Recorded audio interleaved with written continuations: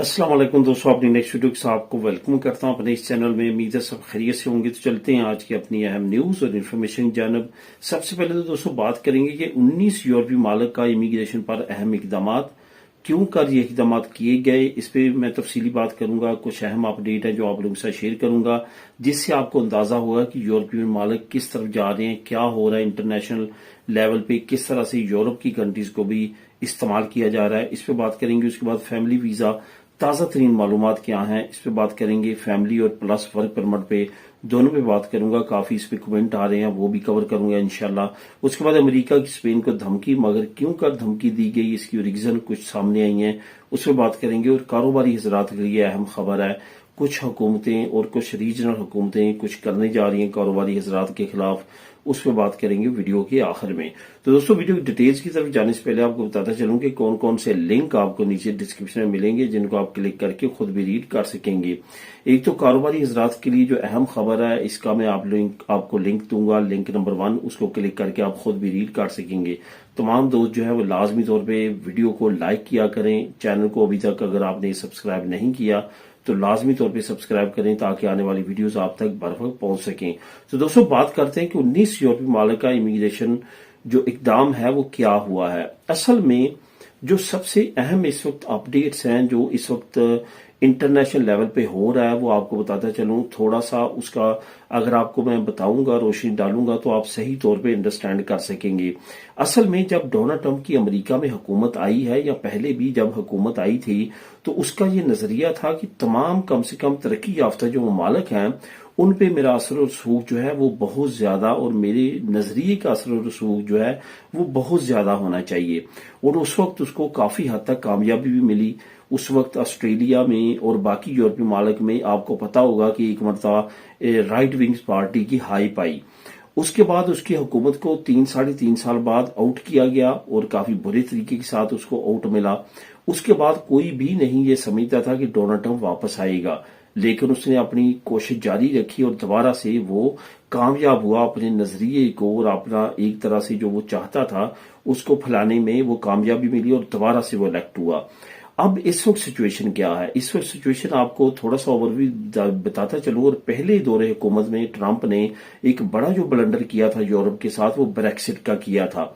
अगर आप उन डेट्स पे उठा के देखें तो उस वक्त बोरिस जॉनसन और डोनाल्ड ट्रंप सेम एक पेज पे थे, और इन्होंने उस वक्त ब्रेक्सिट करवा के, जो डोनाल्ड ट्रंप है उसने यूके को कहा था कि मैं खास तौर पे तुम्हें रायतें दूंगा तिजारत में, जिसमें आप जो है वो बहुत आगे बढ़ेंगे, आपको ब्रेक्सिट कर लेना चाहिए। और ब्रेक्सिट के पीछे असल जो कारफरमा शख्सियत थी वो डोनाल्ड ट्रंप भी था, जो बाद में वाजे भी हुआ, और तमाम लोगों को पता है कि डोनाल्ड ट्रंप की वजह से ही ब्रेक्सिट हुआ था। अब यहाँ पे जो बड़ी रीजन में से एक रीजन सामने आ रही है, वो ये भी आ रही है कि ये तमाम जो इस वक्त सिचुएशन बनी हुई है यूरोप में, राइट विंग्स पार्टी को बहुत ज्यादा हौसला मिल रहा है। उस पे जो पीछे जो हाथ है, जो पीछे सारा कुछ करता धरता है, वो डोनाल्ड ट्रंप और उसकी पार्टी और उसके हम नजरियात रखने वाले उसके वज़रा शामिल हैं। इसकी बड़ी एग्जांपल्स मैं एक दो आपको दूंगा, जिससे आप अंडरस्टैंड करेंगे। यूके में इस वक्त जो है वो राइट विंग पार्टी नहीं है, वहां पे लेबर पार्टी है। कंजर्वेटिव पार्टी जो है वो डोनाल्ड ट्रंप की पसंदीदा पार्टी है। यही वजह कि डोनाल्ड ट्रंप जो है वो खुल के तो इस वक्त ना यूके की प्राइम मिनिस्टर की जो है वो बड़ाई कर सकता है, उसके वज़रा की बड़ाई करता रहता है। अभी रिसेंटली जो मेयर है लंदन सादिक खान, उनके खिलाफ उन्होंने काफी चीजें जो है बोली हैं। इसी तरह से प्राइम मिनिस्टर के खिलाफ जो है, या उसकी टीम के जो मिनिस्टर्स हैं उनके खिलाफ भी बयानात आते रहते हैं। लेकिन अभी तक country level two country level, क्योंकि यूके और अमेरिका के काफी मफादात हैं एक दूसरे के साथ, वो खुल के सामने नहीं आ रहे। लेकिन अगर देखा जाए तो इस वक्त जो डोनाल्ड ट्रंप का बहुत ज्यादा क्लोजली फ्रेंड समझा जाता है, जो कि दुनिया का अमीर तरीन शख्स है, उसका ट्विटर जो है उस पे यूके ने पाबंदी लगाई, उस पर जुर्माने किए गए। अब यूरोपीय यूनियन ने भी रिसेंटली जुर्माने और पाबंदी लगाई है। उसकी वजह यह है कि वो बहुत ज्यादा राइट विंग पार्टी को प्रमोट करता है। इमिग्रेंट्स के खिलाफ ट्विटर पे जो बयानात या कुछ चीजें मवाद शाया होता है, बिल्कुल भी ट्विटर से बैन नहीं करता, जिसपे यूरोपीय यूनियन ने भी रिसेंटली बड़ा जुर्माना किया है, जिसकी वजह से अब जो ट्विटर है वो सही तौर पे यूरोपीय यूनियन में काम नहीं कर रहा। अब ये सारी सिचुएशन आपको बताने का मेन मकसद ये है कि इस वक्त राइट विंग्स पार्टी जो लीडरान हैं वो अमेरिका के आगे जो हैं وہ ان کی ایک طرح سے کٹپتلی بن کے کام کر رہے ہیں. سب سے بڑی جو اس وقت کٹپتلی ہے وہ اٹلی کی پرائم منسٹر میلونی ہے. انہوں نے تمام جو کنٹریز ہم خیال کنٹریز ہیں ان کو اپنے ساتھ ملایا. میلونی کے بعد جو سب سے بڑا اس وقت خطے میں یورپی یونین میں شنجن میں ملک ہے وہ ڈنمارک ہے جو کہ امیگرینٹس کے سخت خلاف ہے. اس کے بعد سویڈن ہے. اس کے ساتھ ساتھ باقی ممالک ہیں جس میں پولینڈ شامل ہے, ہنگری شامل ہے, لٹویا شامل ہے, مالٹا شامل ہے.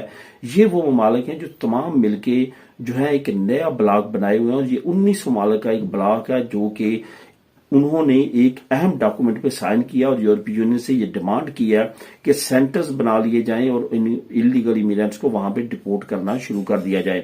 اب یہ ساری سچویشن میں ایک چیز اور بھی سامنے آ رہی ہے کہ آنے والے وقت میں یورپی یونین میں شنجن اسٹیٹس میں کافی زیادہ سختی آنے والی ہے, اور 2026 جو ہے یہ امیگرینٹس کے لیے خاص اچھا جو ہے وہ سال ثابت نہیں ہوگا. کافی زیادہ جو ہے اس میں آپ کو سختیاں نظر آئیں گی. بہرحال بتانے کا مین مقصد یہ ہے کہ آنے والے وقت میں آپ کو بہت زیادہ محتاط رہنا ہے. جن جن لوگوں کے پاس چانس ہے لیگل ہونے کا, چاہے وہ دوسرے ہی شنجن اسٹیٹس میں جا کے لیگل ہوں, ان کو لیگل ہونا چاہیے, یا کم جو سختی والے ممالک ہیں ان کا رخ کرنا چاہیے, کیونکہ آنے والے وقت میں ان ممالک میں جن کا میں نے نام بتایا اور مزید ممالک بھی شامل ہیں ان میں کافی زیادہ سختی بڑھے گی. اب دوستوں بات کرتے ہیں کہ فیملی ویزا جو تازہ ترین معلومات ہیں اس کے مطابق ابھی ورک پرمٹ اور فیملی ویزے کی سچویشن کیا ہے. اب یہاں پہ آپ کو بتاتا چلوں کہ کافی زیادہ اس وقت سست روی میں تمام پروسیس چل رہا ہے. اسپین ایمبیسی جو ہے بہت زیادہ تیزی کے ساتھ کام نہیں کر رہی, لیکن کر رہی ہے. نام ہی جو ہے بالکل آپ نے نہیں ہونا. میں نے کافی دوستوں کے کمنٹ پڑھے ہیں جو کافی زیادہ پریشان ہیں.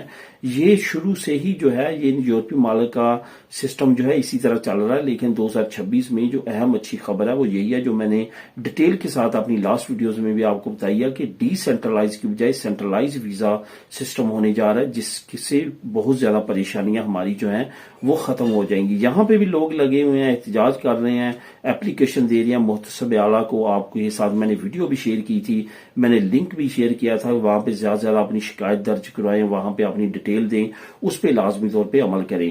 ابھی میں آپ کو اپروکسیمیٹلی تازہ ترین بتا دیتا ہوں کہ کتنا ٹائم اس وقت لگ رہا ہے. اگر آپ کی فائل بالکل ٹھیک ہے, کوئی بھی آپ سے نیا ڈاکومنٹ ڈیمانڈ نہیں کرتے, یا آپ کا پاسپورٹ خدا نخواستہ ان کے پاس پڑا ایکسپائر نہیں ہو جاتا, تو اپروکسیمیٹلی 1.5 سال جو ہے وہ لگ رہا ہے تمام پروسیس میں. خوش قسمتی ہوگی ان لوگوں کی جن کا ٹائم کم لگ رہا ہے, لیکن اپروکسیمیٹلی جنرلی اتنا time work permit plus family ویزے کو لگ رہا ہے. اب دوستوں بات کرتے ہیں کہ امریکہ کی اسپین کو دھمکی, مگر کیوں کر یہ دھمکی دی گئی ہے. اصل میں جو امریکہ ہے اس کا روٹ جو مڈل ایسٹ کی طرف بنتا ہے, تجارت کا جو بحری روٹ ہے وہ اسپین سے ہوتا ہوا گزرتا ہے.